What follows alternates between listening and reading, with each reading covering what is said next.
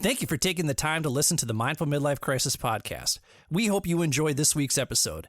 If this episode resonates with you, please share it with your family and friends. We will do our best to put out new content every Wednesday to get you over the midweek hump.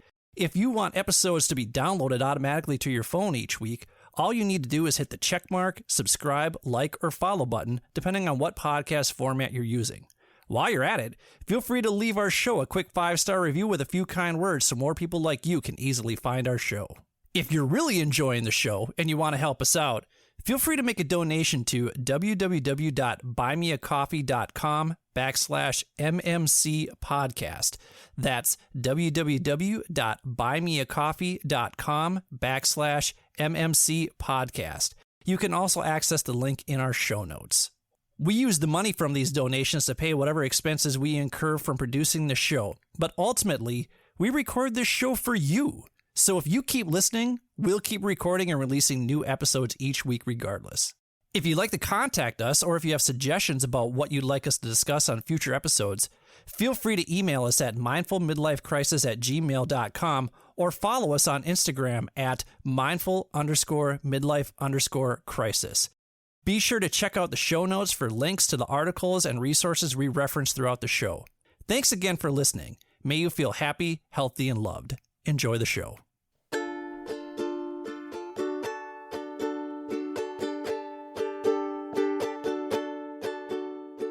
Welcome to the Mindful Midlife Crisis, a podcast for people navigating the complexities and possibilities of life's second half.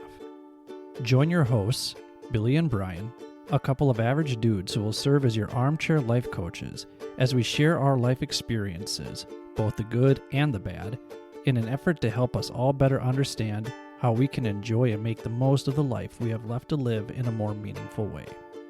Take a deep breath, embrace the present, and journey with us through the Mindful Midlife Crisis.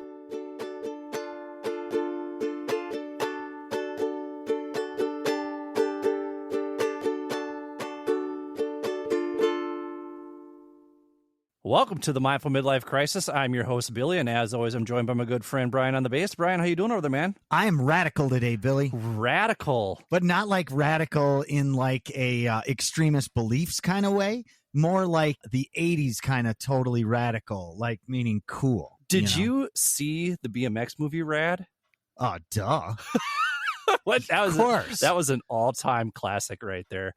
That was a good movie. What have you been up to this week? You know, camping and living. Well, you were down in Minneopa State Park, correct? Yeah, it was really a lot of fun. Yeah, we took the kids down there. They all got to bring their friends along. And so we were down there with 5 kids. And it was between the ages of 4 and 12. Wow. So it was pretty exciting for us. Yeah, there's a lot of, I think it was about 115 dB pretty much the whole time. But other than that, it was really great. dB, decibel levels. Decibels, right. Very so loud in the bus. Chat, you know, yeah, they keep going, you know. And you took the bus, I'm guessing. Oh, of course, yeah. Took the bus down there. And if you are not familiar with what we're talking about, you can follow Brian and his wife Kathleen's adventures on their schoolie at We Just Bought a Bus on Instagram. It's pretty amazing. They took that school bus, they turned it into an RV, they travel all over the United States with it.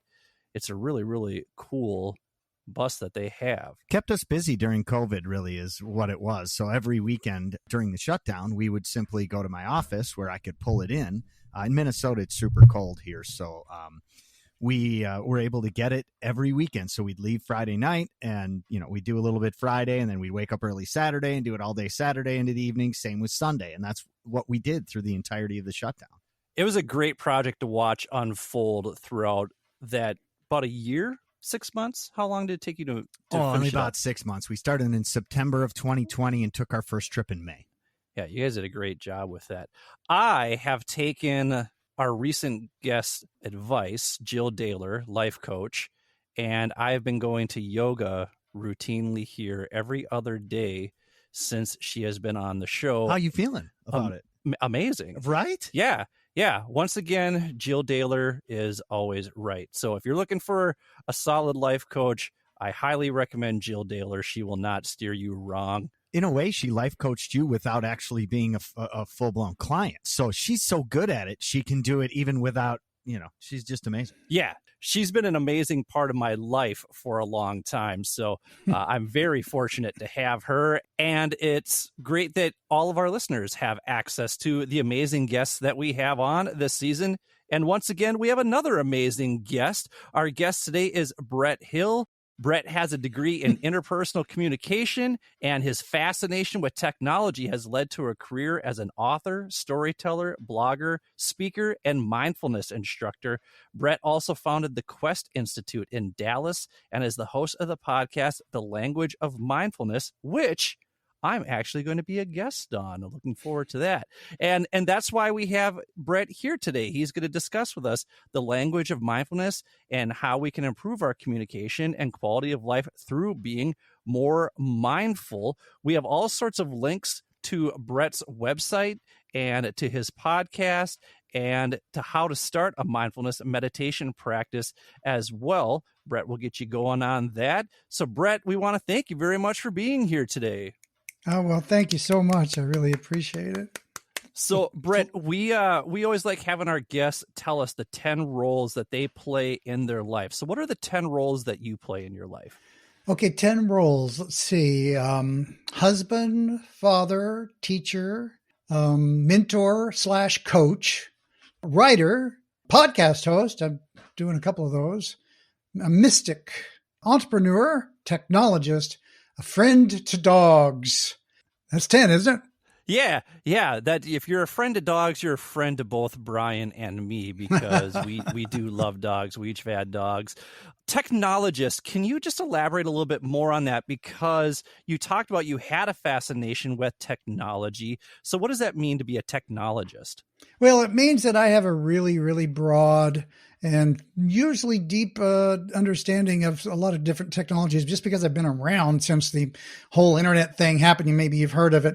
And it kind of grew up, I grew up with all of that. Like I'm an older character. So it's like the PC and technology and the birth of the cell phone and mobile and wired up applications. I kind of saw us go from, when the fax machine was a new thing to instant messaging to, SMS messaging and have been along for that ride. And it's a pretty amazing ride along the way, because I started getting interested in computers like before they were a thing.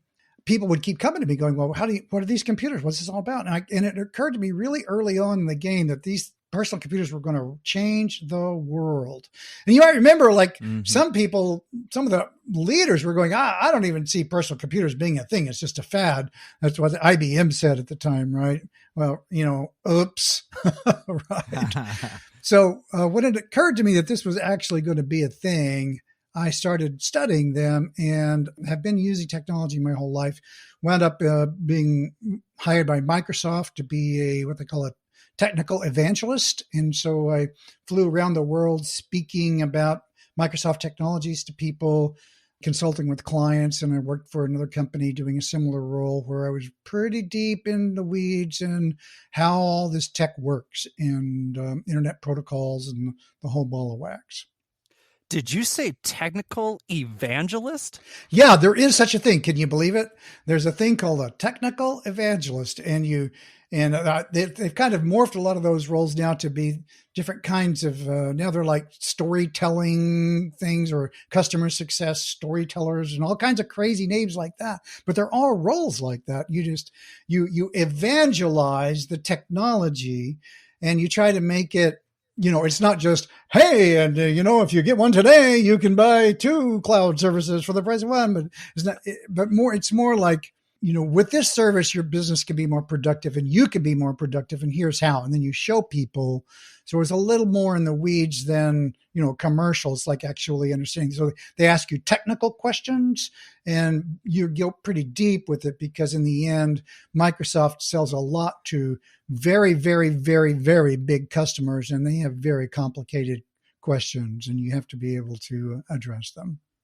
I did not know that people would pay you for that. So like a sucker, I've been walking around talking about technology for nothing. Free. For free. I know. Who knew you could get paid to do that? And, and they flew me all around the world to talk to people. It was a ton of fun. Brian, do you have room on the payroll for a technical evangelist? Because I would like to apply for this job right now. I think you got to be over $100 million to even start to open up that position. But, we're getting there. We'll be there soon. Oh, my goodness. What a cool role. That's neat, though. That really is cool. That sounds like a lot of fun, first off. Yeah. Totally. So of all the places then that you travel, we love talking about travel on this show. What are some of your favorite cities that you got to visit while you were doing your travels?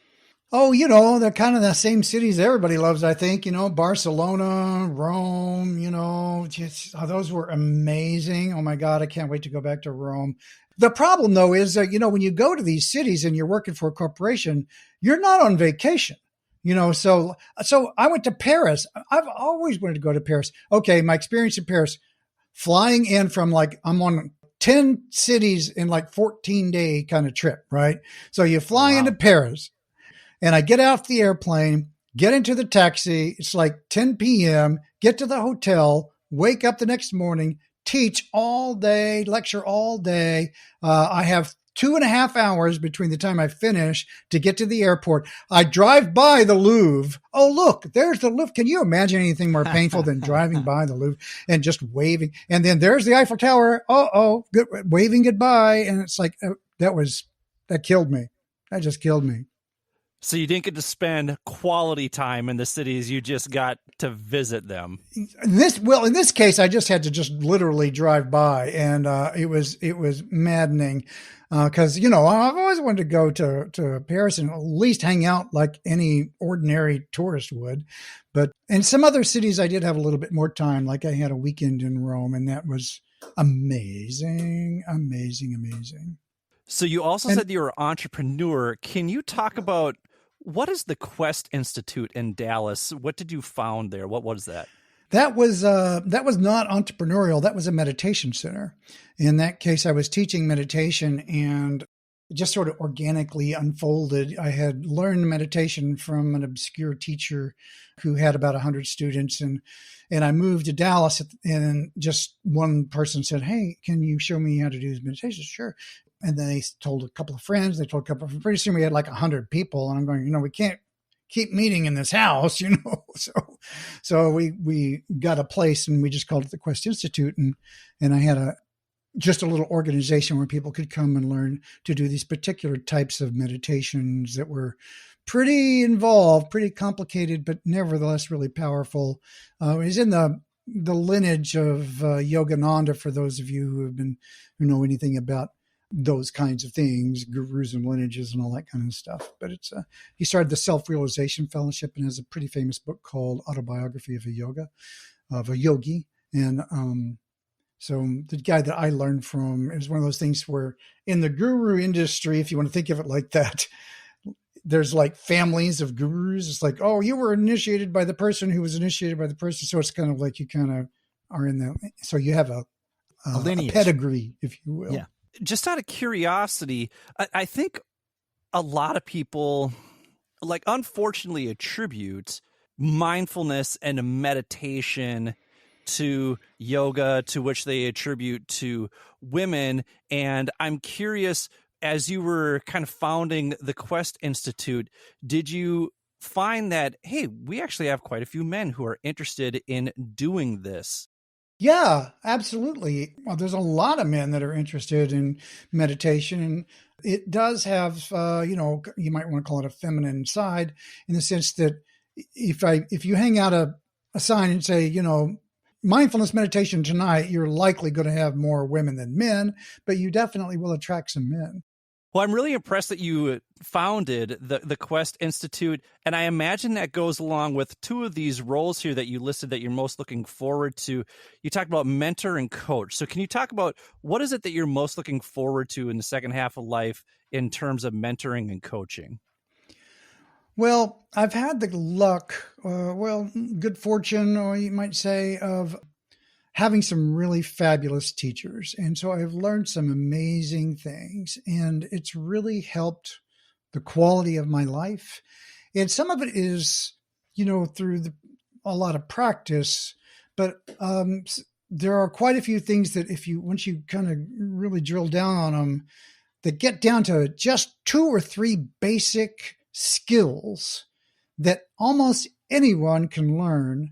And those skills will dramatically, or have the potential to dramatically improve the quality of your life.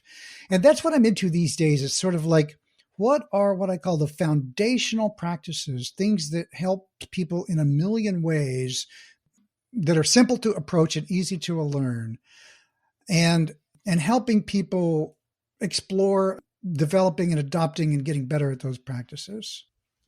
And you also talk about here being a mystic, and I feel like that's kind of been a reoccurring theme this season because we've had Kristen Brown come on and talk about being an energy expert, and Jill Daylor came in and talked about her experience with a shaman, and she does a lot of Reiki work and does work with crystals along with Kristen as well. And so where do you fall in the world of mysticism? Because that's also one of the things that you're most looking forward to the second half of life.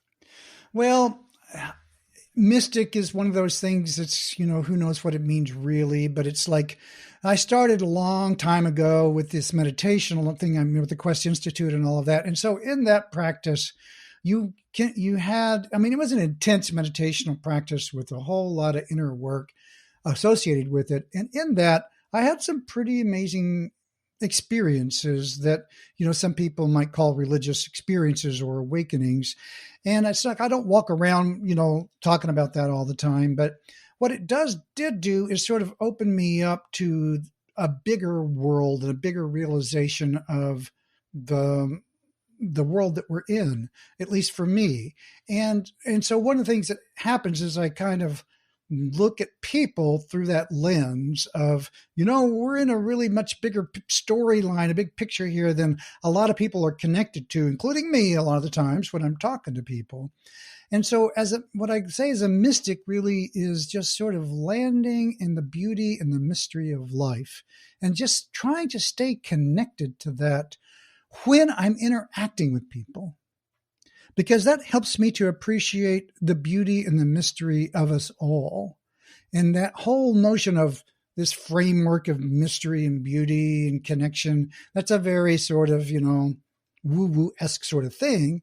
But for me, it's actually it's an experience. It's not an idea. It's something I actually feel and experience. So again, this is the kind of thing I lead with a lot, and it's not what I try to get people to do in my practice and my coaching. It's not like I'm saying, well, if you do these things, you're going to have an experience where we're one with everything. It's like, I'd be happy if that happens for people, but that's not the objective. The practices are to learn how to open a door where some kind of connection to something, a notion or experience of you as being bigger than you thought you were. And whenever that happens in a real way, and not just an imaginary way, not just a thought, but you actually experience yourself, oh my God, my world, my moment, my experience of myself, there's so much more about me than I realized. Then that's in the direction of what I would call mystical growth. But I don't call it that. Did that make sense? Yes, it did. It did. Absolutely. Absolutely.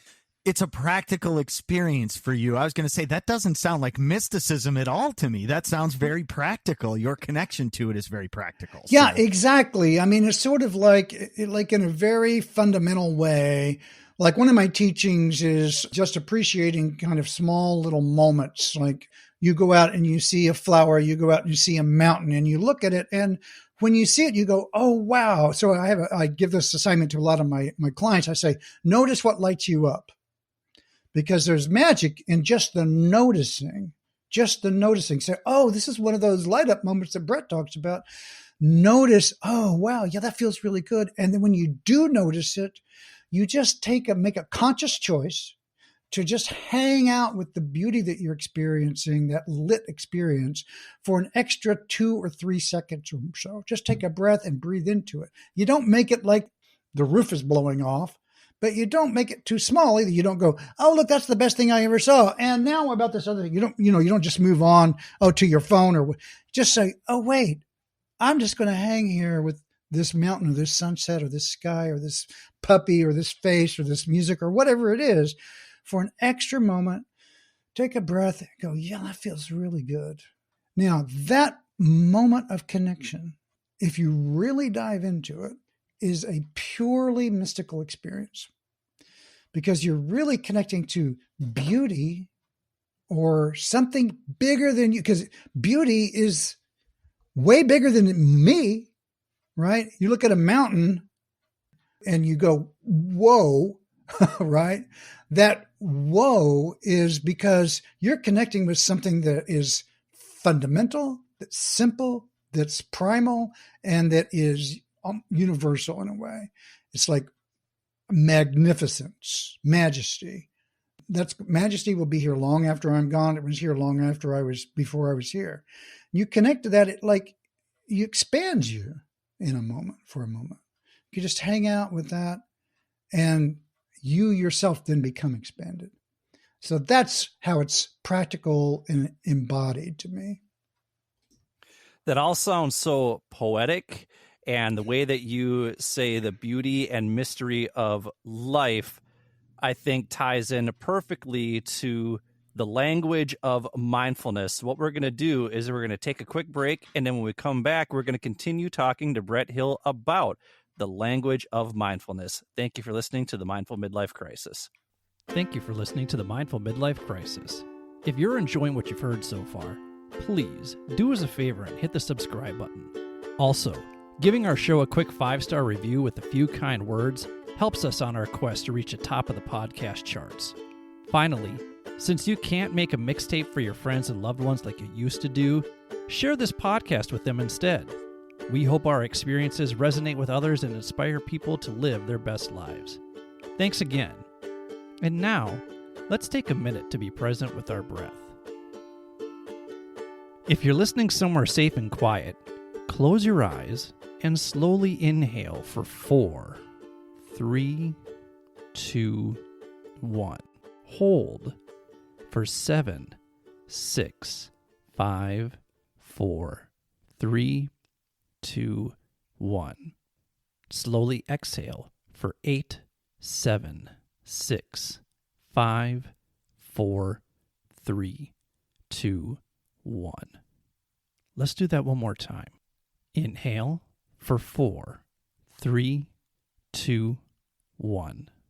Hold for 7, 6, 5, 4, 3, 2, 1. Slowly exhale for 8, 7, 6, 5, 4, 3, 2, 1. Go ahead and open your eyes. You feel better? We certainly hope so.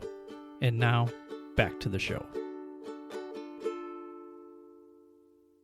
Welcome back to the Mindful Midlife Crisis. We are here with mindfulness coach Brett Hill. And Brett, you have said that in college, you decided the limits of what we can achieve and the quality of our lives is dependent on our ability to communicate well.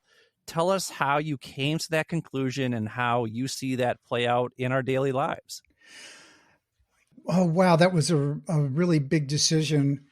I was in college, and like a lot of college young adults, I was really confused about what the heck am I going to do now? It's like you've got a giant amount of future in front of you and a lot of potential ways you can go. And so I'm thinking, well, how do I even go about figuring this out? Now, my parents had a path prescribed for me. My dad took me aside and said, son, really don't care what you do as long as you're a doctor. And so it's like, okay. Well, thanks for the freedom. What you did. I'm not making that up. That's literally what he said to me. And so it's like, and so I set out to be in pre-med, and I started taking organic chemistry, and I took about 1 week of organic chemistry, and I said, no. This is not just chemistry. This is abuse. I mean, these guys were abusive. It's like, okay, read the first 150 pages, come back with 4,000 of these formulas memorized, and there'll be a quiz. And I'm going, no, wait.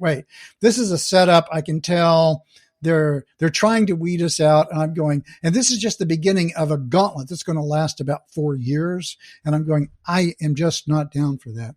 And so I thought, what makes sense. And I started thinking really, really hard. It's one of those like, what is the nature of reality sort of obsessions, kind of like what really matters. And I was really deep into it. And I just remember walking down the street on campus and looking around and thinking, the thing that makes this all work is us being able to talk to each other and communicate with each other. If I can't express my feelings or a complex project or how well we do that, if we couldn't do that very well, we're not going to be able to do anything. And I just decided that's the foundation. So I'm fascinated with these foundational concepts. If you could wave a magic wand and improve every conversation in your life, would that make your life better? Yes. Would it make the world better? Yes. So there's not a lot of things you could wave magic wands that would improve everything like that. And so I said, that's what I'm going to do. I'm going to focus. And so I got a degree in interpersonal communication and have been focused on how that works, how communication works. And not only that, how do we communicate with ourselves? Like the technical term is intrapsychic. And that doesn't mean like woo-woo psychic. It's like psychology, the intra-psychological part, like how do we work inside ourselves as well? Because what goes on in here turns out a lot of what goes on outside as well. Fellow comm major, I'm giving you a shout out. Yo, man, communication major, yeah. Nice. So did you take like persuasion and all that kind of stuff? Definitely. Yeah. Oh man, that stuff is on amazing. Soap operas. I know it really is. But did you have the soap opera classes at all, where you had to watch soap operas and then report on the styles of soap operas? We never did that, but that would be a great example. Sounds like Brett went to a real college. That's true. I wondered why the diploma was written on a napkin. Yeah, what is college in Wisconsin?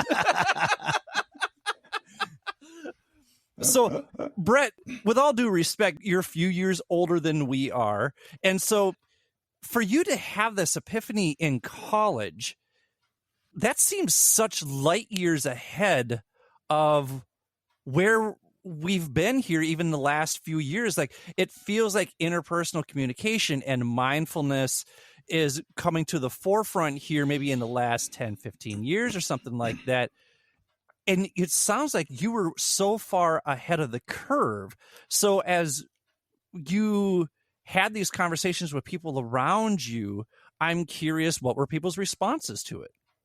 Well, when I was in college at the time, obviously you're kind of in a little bubble when you're in communications classes because everybody there is committed to learning more about communications. And so you lose a little bit of grounding in the way other people are thinking, which is very practical, or I should say very, pragmatic about, well, let's get these things done. Let's figure out these formulas. Let's figure out the latest, let's say political theory, or it's all very, very focused. And in college, you get these big bubbles of these schools of thought, and you really get immersed in it. And that's what it's for. That's what you're supposed to do. And so it's not till you bust out of that you kind of start walking out in the world and going, oh, you know what? People don't really care about persuasion theory out here yet. And now it's called marketing, right? But back in the day, it was like, what do you use this for? So you're right in the sense that I was kind of thinking a little bit out of the box, but I've always kind of been that way. Like I said, with the computers, I kind of jumped on early, and I've always been sort of a really early adopter. Now, the problem is, I started studying somatic psychotherapy, mindfulness forms of therapy before it was a thing. It was like mindfulness was this woo-woo thing that was considered, basically a religion. No one had even heard of it. There certainly weren't any books on it, and no one taught it in college. And now, after doing this for, 30 years, basically 20, 30 years, now they've got these certifications coming up, right? And you can be a certified mindfulness coach. So I'm not certified, but because they didn't have the certifications whenever I studied this stuff. And so, it's kind of like, well, should I go sit through a $17,000 certification class so I can get a stamp on stuff I've been doing for 2 decades? I don't know. It's a little bit backwards. So that's the problem with being an early adopter, is the industry grows up around you, and then you're looking back and you're going, hey, wait, I don't qualify for these new gates, which to me seem like they're new things, but to a lot of people, they're like, and that's, I'm not really complaining. That's just the way it works whenever you're kind of on the first wave, so to speak. So you brought up the somatic experience, and you also focus on the somatic experience and the importance of identifying just how an emotion physically feels. So Yeah. can you explain what the somatic experience is, and why do you feel these are so important to developing a growth mindset? Wow, that is a great question. Here's a quote from Eckhart Tolle: "The body is always in the moment." And so you can learn to reference a feeling or a physical experience that's happening right now as a way to sort of short circuit a lot of mental noise. So if I'm dealing with a lot of anxiety myself, or my head is racing, if I can just focus on my breath and notice something beautiful and connect with that and notice how that feels, it just interrupts this train, this, freight train of emotion and thought, of worrying and freaking out about whatever. And it's a neurological thing. It's a way of interrupting the circuitry that's just on automatic by, on purpose, focusing on my in the moment experience. So I can just notice, oh man, I'm having this freight train of emotion just kind of carry me away. And that doesn't feel very good. And I'm really just imagining things about tomorrow or yesterday that aren't happening right now. And if I notice what's happening right now, there's really nothing bad happening right now. And if I can just connect to that. And maybe I can feel like, oh, this tension feels bad. I mean, if I feel into it, I notice I don't really like it.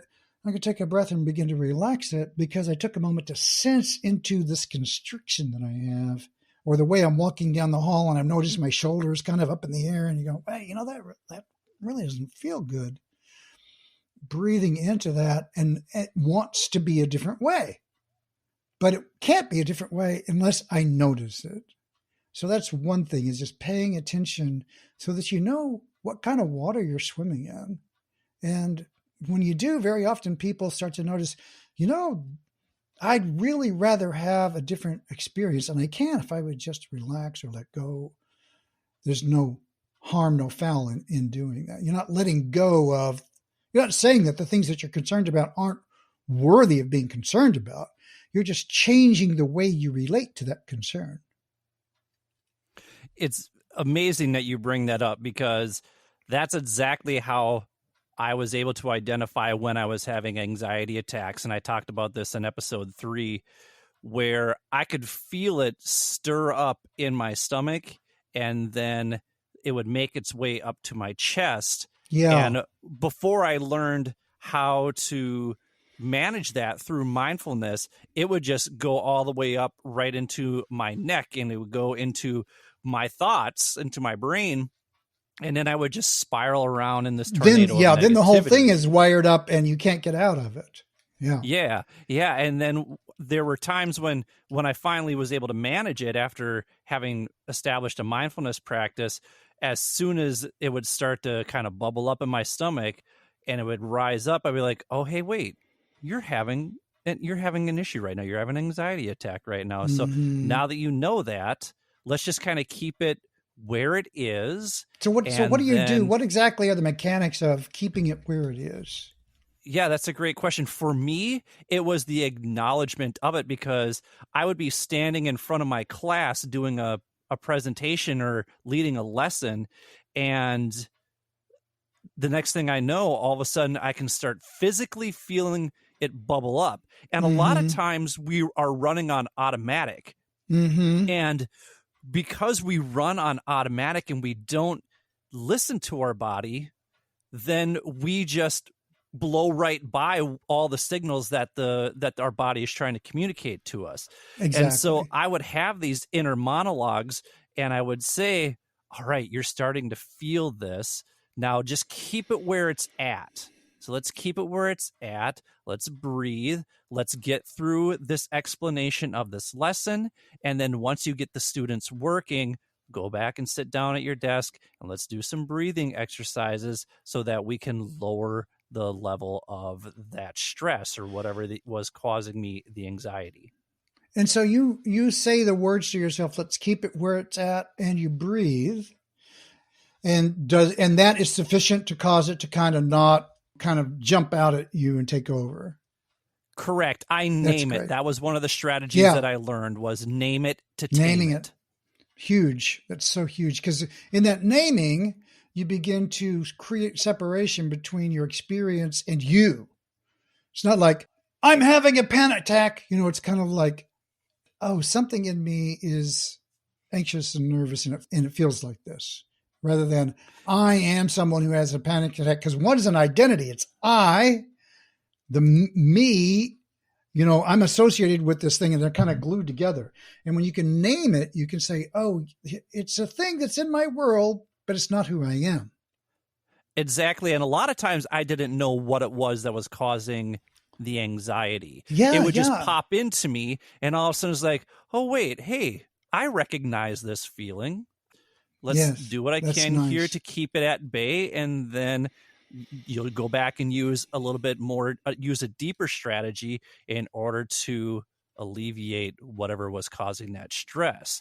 And so as we get better at that, how does that affect the way that we communicate mindfully? And what does mindful communication look and sound like? Well, it can look and sound differently depending on the circumstance. And so that's one of the things I'll say is that when you're mindfully communicating, one of the beautiful things, and it's really beautiful, is you have the range and the freedom to be able to adapt to what is necessary. And that to me is the most beautiful aspect of it. It's like, or one of the most beautiful aspects. It's like, there are times when I need to just be listening and just shut up, right? And so I'll notice, and I'm like, take a breath, just take a breath and let this person talk. This is a skill I call managing the spotlight. It's like letting someone else have the attention for a while. I don't have to take it and make it about, oh, that reminds me of, and yeah, I really get what you're saying. And, I don't have to do anything. Just be present with what they're saying and be a friend, be a colleague, be someone who can bear witness to someone else's experience without making it about you. There's a time for that. There's actually a lot more need for that than people realize. So one of the things it can look like is saying a lot less. There can be a lot more spaciousness in a conversation. But the weird thing about it is it starts to feel so much more full. It's kind of like as the word density gets smaller, the intensity gets higher. And suddenly you've got this really meaningful, deep connection going on because you created space for that to emerge instead of trying to fill it up with the top of mind responses. It's funny that you bring that up. I know that I struggle with wanting to respond to somebody and like waiting for my turn to speak. Yeah. And I've noticed that these season 3 episodes have been shorter because the people that we've come on, they just know the material so well and they know their information so well that they're able to just answer concisely. And sometimes they answer so concisely that I miss what they're saying because I'm anticipating that they're going to go on and on and on. And then all of a sudden there's that pause and it's like, oh, you just like delivered the best answer. And I missed it because I was in a headspace where I was like, okay, this person's going to talk more and more about this and give us more and more examples. They don't need to. They just gave us a really, really good, concise response, which is something that I've never been good at. Yeah. Well, I hear what you're saying, and I can appreciate that because I have my own podcast. And so whenever guests aren't necessarily, I have this meter or dial in my head. I try, how extroverted is this guest? Because And I try to get a read on that right away, because if they're really extroverted, I don't have to worry. I can ask them a question and they're going to roll. But if there's somebody who's like you're saying, they either, kind of middle of the road or they're concise, then, as the host, you kind of keep it moving along. And I notice myself, I have this thread going, I hope they don't stop right here because I need a follow-up connection and it needs to take them to the next thing. And so I notice that thread going, and it does take me out of kind of this rapport in this moment. So there's a difference between this formal podcasty conversation and just a regular sort of, hey, it's just two people having a brew, It's a little different kind of context, but I totally relate to what you're saying. If you don't mind me taking the spotlight here. That is spot on, and it's funny that you mention the introvert piece, because Kristen Brown is a perfect example. She is a fierce introvert.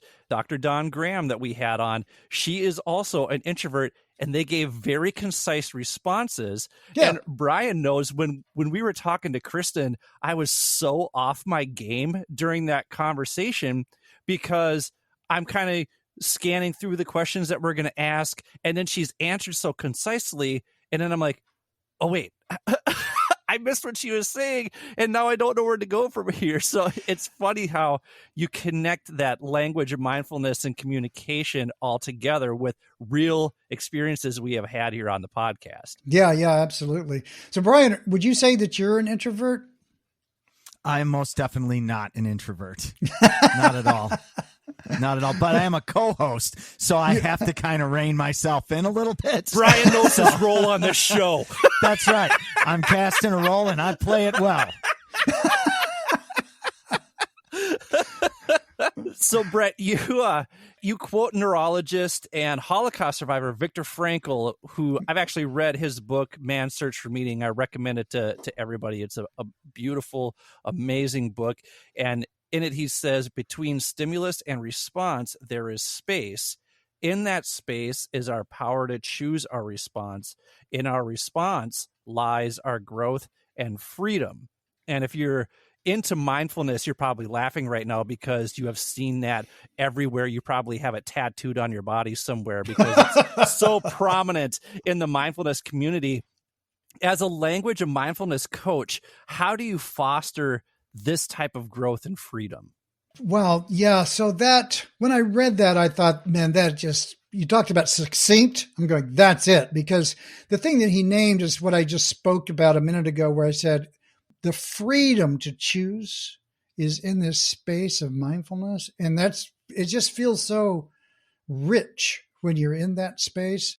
And so what I try to do, first of all, is to help people realize, if you're watching the video, it's kind of like you got your hands together. And what happens is, stimulus response, like here comes somebody says something to you and you just immediately come back with something. And there's no processing that goes that's what you mentioned earlier. This like automatic mode network. It's kind of like, and neurologically what's happening is the circuitry in your brain system and your neurology that is the most apt to fire, the one that takes the least amount of energy to respond, is the one that takes control, right? So it's like somebody comes in and says, "Hey, Brett," and you immediately turn around and go, "Hey, what?" Kind of. So the one, if that, as opposed to, did you know that the TV tonight has got nothing new, which would be like a really weird thing to respond because that circuit isn't really ready and queued up.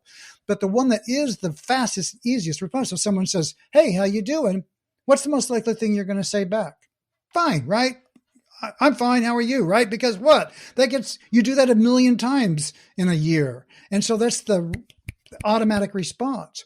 Well, what if instead you decided to use that as a mindfulness technique? And when someone says, "Hey, how you doing?" you stop and you think about it for a moment and you go, "Well, I don't know. Let me see." Maybe you don't say those words, but you check in and you go, "I'm doing really great." Or, I'm not really doing that so well. And maybe you don't say those words, but you still use it as an opportunity to be present with your actual experience. And when you do that, you're wresting control from this automatic network to creating a little space so that from when you hear and you see things, there's a moment of consideration, of pause, of freedom to choose. And in that moment, you can then consider, well, what's really true now? Okay, this guy or this woman comes in, they're really angry. You didn't deliver this project on time, and now this whole thing is behind. Whoa, you get jangled, and you go, well, what the heck? You gave me these unrealistic deadlines, and these people don't know what they're doing. Whatever your defensive reaction is, and it's not that you aren't right or that she's right to do that, but you take a breath and you go, whoa, I'm noticing, just like your panic attack, right? I'm noticing I'm about to have a panic attack. I'm noticing I want to be defensive. Is that the best thing to do? Maybe, I don't know, but let me see if there's anything else.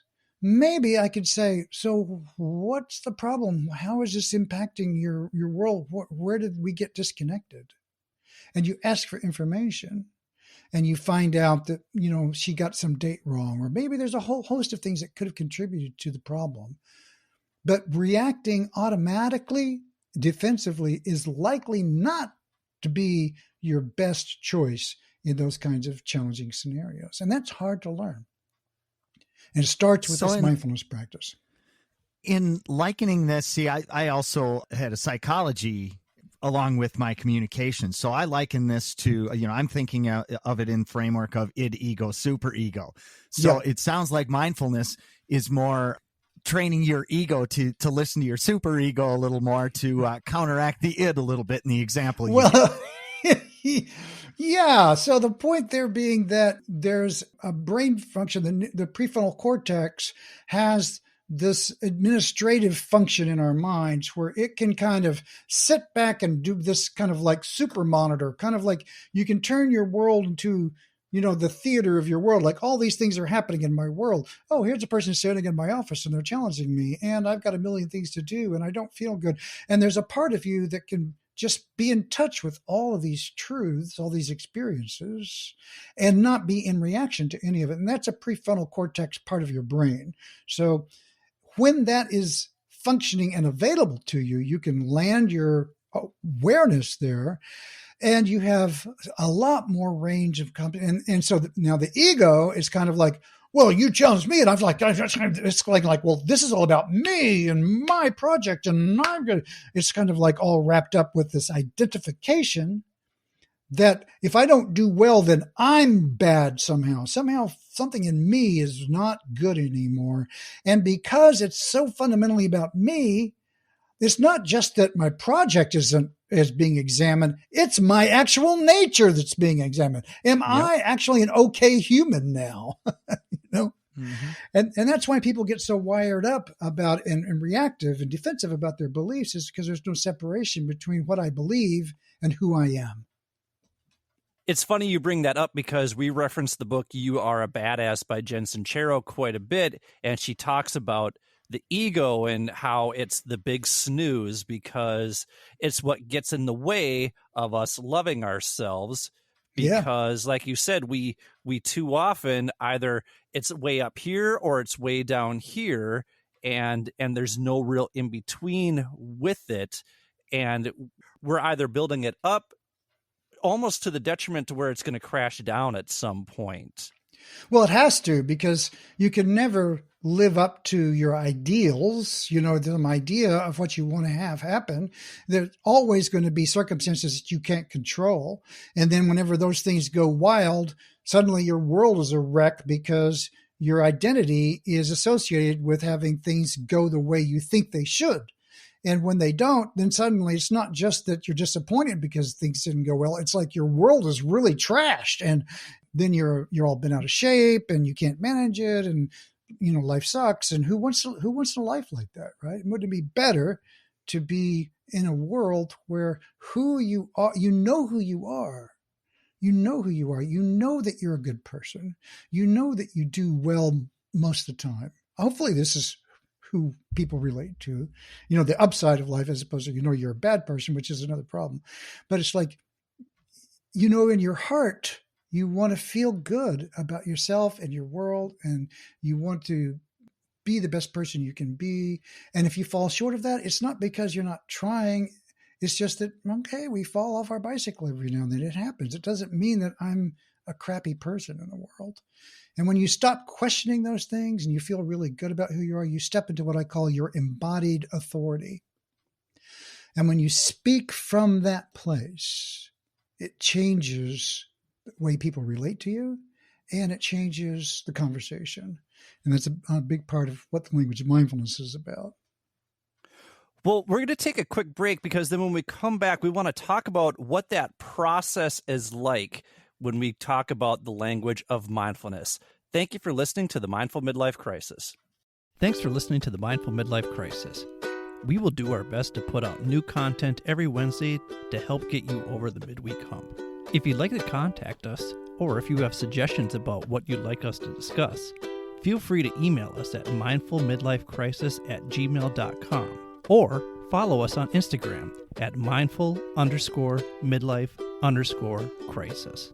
Check out the show notes for links to the articles and resources we reference throughout the show. Oh, and don't forget to show yourself some love every now and then, too.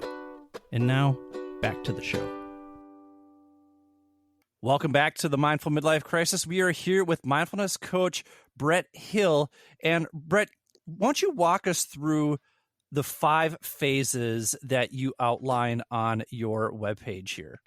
Well, the 5 phases are basically the process that we go through to learn what I'm calling this language of mindfulness process. And it really starts with first helping people get really grounded in a mindfulness practice of some kind. And so it's important that those practices get tuned up for who people are, because people are unique. And so this building a mindfulness foundation, I call it, and it's sort of just the baseline practices that you have to have, because the truth is it takes some work to build up the capacity to be mindful in more moments in your life than you are now. And that's really prerequisite for all the things we've been talking about, where you want to create this space. You have to have some capacity to have more of these more spacious moments in your life than you do now, or else you're not really engaged in a practice that's building mindful capacity for you.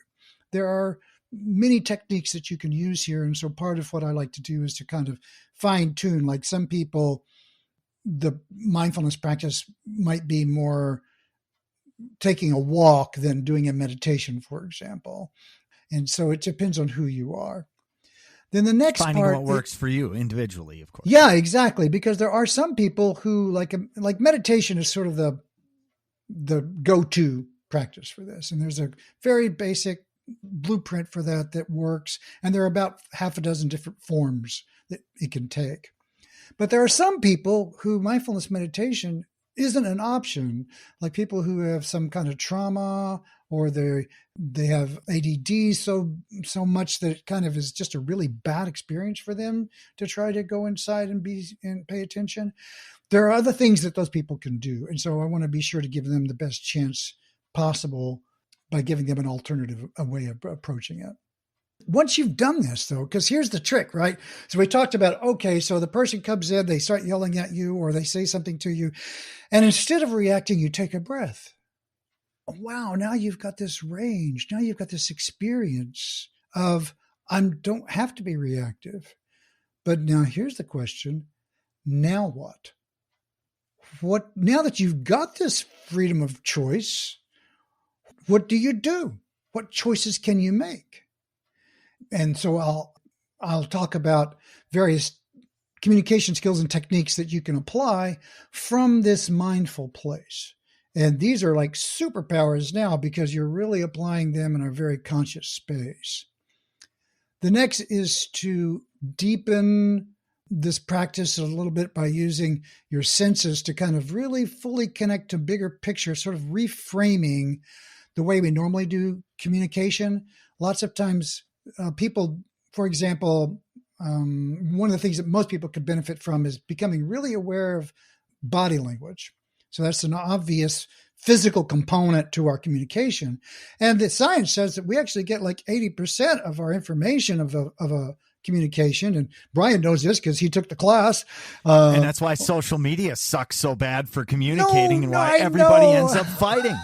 I can't communicate that to people, who've been brought up on Twitter and, and Instagram. It's kind of like they just don't understand the differences because, most of my life has been in person and now the last part is in social media, and it's great, but it's such a shoebox compared to, being in present. Absolutely. Oh yeah. So saying yes to connection, saying yes to a whole body experience, learning how to read people. So this is really, in a certain way, kind of a masterclass on how to read people in an authentic way, in service of learning how to really understand what's going on the other side of this conversation. Next, we talk about conversational detours. So this is like phase 4, like things that can trip you up, like getting triggered, right? And things that can, your biases, like how do you know what your biases are? Because we all have them. And getting more friendly with that. And then finally, just deepening every day. So it's just the deeper meditation, connecting in a more profound way and bringing in what I call the meta, the meta world. It's sort of like this is paying attention to the ocean that we all swim in, the air that we all breathe as a player in the field of what's going on between us now. It's so great to hear you break all this down because as you're doing it, it all just reminds me of so many of the great things that we have heard so far from our previous guests. So if you're out there listening and you're thinking, I don't know if this is really going to work for me, listen to all these people who all kind of come to the same conclusion and who are really living their best lives and who are doing great things. And I'll be the first to say that, listen, I'm selfishly, this podcast is kind of for me as well. Like it's kind of like the hair club for men. Not only am I'm not just the president, I'm also a client. Yeah. It's like that because I'm listening to this and I'm trying to learn and I'm trying to grow as well because I have a lot of room to grow and I have a lot of room to learn yet. And so in hearing, especially when you're talking about navigating conversational detours, I'm reading the book Rebalanced Thinking, Rebalanced Living by Tom Cody, who we're having on next week. And he talked about understanding what your indicators are and what your invitations are that bring you below the line, so to speak, that nice. puts you in your worst thought process, right? Yeah. So all these things kind of blend in together, and it's really beautiful how you outline those 5 phases. Well, thank you. I mean, you're right in the sense that there's we talked about my role as a mystic. There's a saying about mystics and that all mystics speak the same language. And so you're kind of addressing this, like under the hood here, we're all human beings, right? We all have a nervous system and they're programmed a little differently, but the wiring kind of works similarly. And so if I take a breath and focus on my breath and I pay attention to that for 5 minutes, that has an effect. And if I took 10,000 people and asked them about the effect, 9,900 of them would be very similar because our neurology is the same. And Brett, so you're very wise.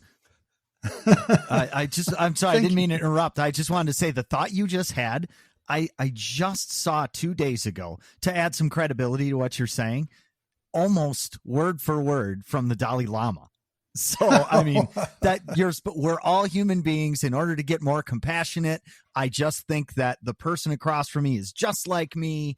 That was the gist of his post. So I just wanted to give you a little credibility there from. Well, thank you. I mean, there's a mindfulness technique they teach in mindfulness-based stress reduction classes and others. And there's an exercise called Just Like Me, literally, where here's a person who's, got 2 eyes just like me. Here's a person who walks through the world just like me. And if you really think about it, and this is actually an exercise that I give in it's a version of that.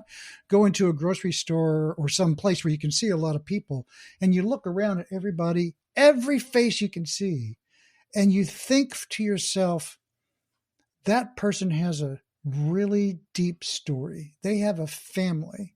They have a history. They have a connection. They have hopes. They have dreams. They have things that they wish for. They've been hurt.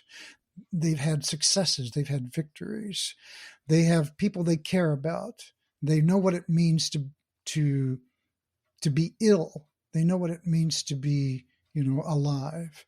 And you just look at everybody and you realize we all have this incredible depth. And it's so humbling and connecting. And I'm not speaking a word to anybody. I'm just realizing this moment. Then you go to a cashier and you're checking out, and it's the same thing about this cashier, right? There's a person there with all these. What's it like to be someone who's on the other side of this and they see 500 faces a day for 20 seconds? What's that like? And so whenever they say, how you doing? I make an extra point to say, I'm doing really well, or whatever's true for me, right? And I say, how about you? And you'd be surprised, just a little like, yeah, hey, they said something back. Thank you. You'll get a little nod of that. Oh God, that guy saw me as a human, not a machine. And then, it's no big deal, but it's just a little practice I have. It's funny that you bring that up. I have been trying to seek out ways in order to engage our Instagram followers a little bit more. And one of the tips I got was send a personal message to your new followers. Each time you get a new follower, send them a message to them. And so I just said, okay, and that takes a lot for me to do, just because I don't know, that's out of my comfort zone. I can do this podcast all day, but to send a message on social media is a little bit out of my comfort zone, especially to someone who I don't know. We can see if we could drill into that. I get really curious about what is that. We might have to do that. Yeah, but for today, I sent a message to 5 people. And one of them responded back and said, hey, I just want to thank you for taking the time to actually look through my profile and send me a personalized message. That really means a lot. And we've connected and just kind of exchanged a few messages here and there. But he is doing like a master's program on higher consciousness. And I'm like, you need to be a guest on our show, because I want to know what a master's in higher consciousness, or what studying higher consciousness looks like. So he sounds like a very interesting dude. I cannot wait to have more conversations with him. So when you're working with people, where do they usually get stuck when they're attempting to communicate more mindfully? You've talked a little bit about this, but can you elaborate on that? Well, people get stuck in their habits, basically, right? So it's like we all have triggers and we all have habits. And so it's really challenging to bring enough force, enough change into your neurology to give you the opportunity to behave differently. And so that's one of the things that happens, is that people just have such habituated ways of responding that they're very difficult to unlearn. And it's not like you really want to unlearn them. You just want to not rehearse them again and again and again.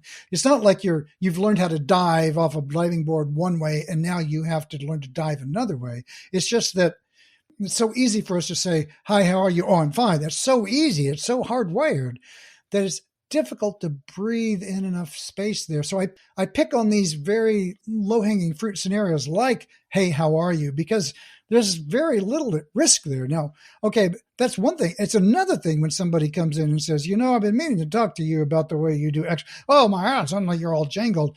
Those are more higher risk and there's more at stake. And so I have a saying that if you want to be mindful under stress, you have to practice when you're not. And so it's really important to do the exercises that I give and the practices that we talk about routinely when we're not freaked out, so that you can have them whenever you are under stress. It's exactly the same as if, say, a pole vaulter were to go ahead and just try the world record jump the first time without doing any other jumps. It just doesn't make sense. You have to practice anything to get good at it. You do, absolutely. It's not rocket science. It's if you want to play the guitar, you've got to practice scales or the chords. It's the same thing. And so we're training our brain, right?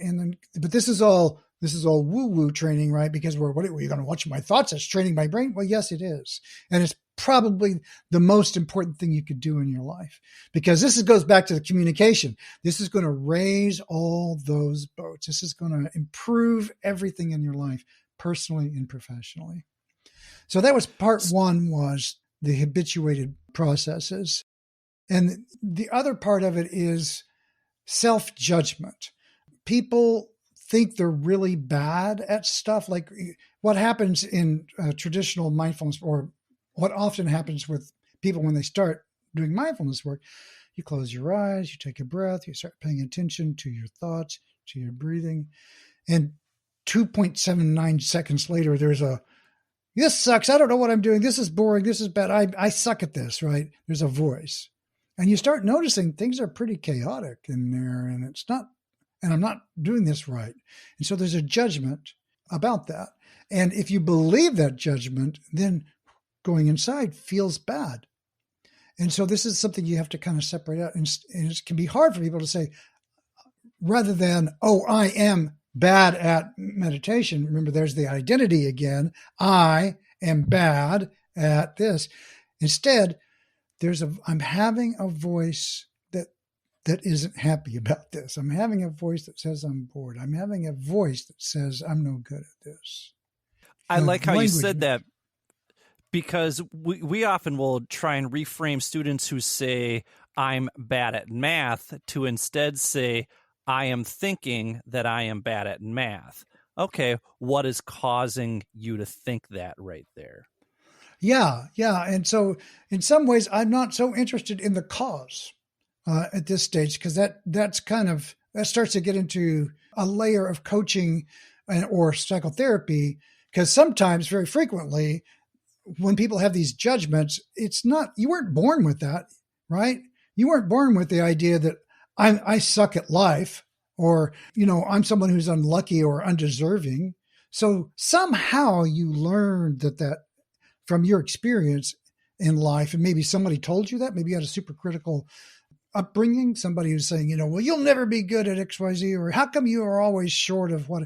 And you hear that enough and you kind of internalize that voice. That's one way that happens. There's a lot of other ways, but that's one way that happens. So it's not really even your voice. You just think it is. And so I try to get to the place where you can just name it.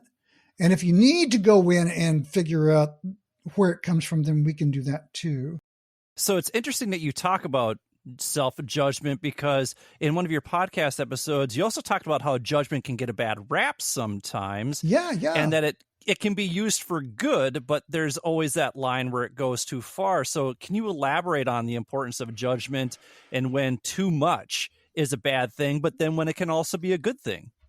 Well, right. There are people who are proud of their snap judgments. It's kind of like they don't want to take in any information. They just want to judge it, right or wrong, good, bad, up, down, thumb up, thumb down instantly.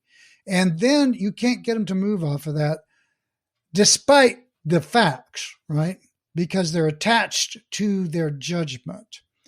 Then there are people who don't make judgments at all. I can't make a judgment. I don't know. I don't have enough information. They're afraid to declare.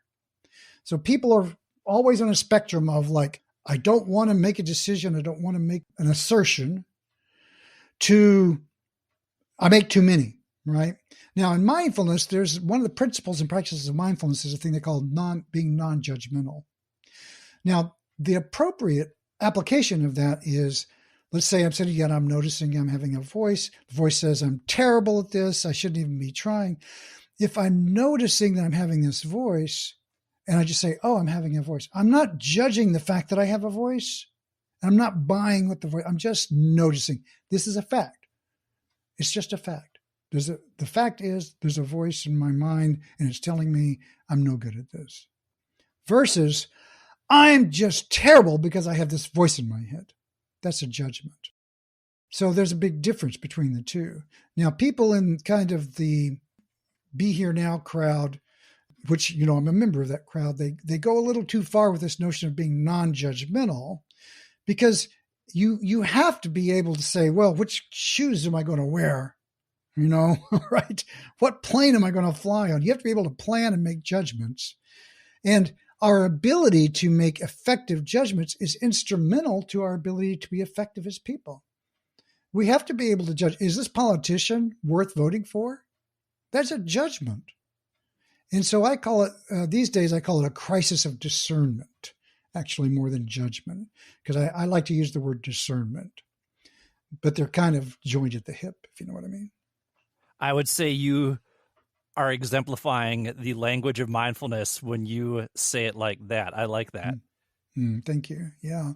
Yeah. And so, I spent a lot of time thinking about this stuff. So, and one of the things I had to learn is that thinking about mindfulness is not being mindful, right? It's like I'm in the shower and I'm thinking about, well, now I can explain it this way. I can explain it this way. And I'm going, Brett, you're really kind of overthinking. This isn't being mindful. And I go, oh my God, I have to really remember this. Well, Brett, we want to thank you for the thought that you have put into the language of mindfulness. And we want to thank you so much for sharing those thoughts with us. Once again, you can go to www.languageofmindfulness.com and learn all about Brett. He's got tips there for you. The 5 phases are there. He also has a video clip there, how to start a mindfulness meditation practice. And of course, take a listen to Brett's podcast, The Language of Mindfulness, and you can find that wherever you get your podcasts. Brett, thank you so much for being here. We really appreciate it. Thank you. Hey, it's my privilege. Thank you so much.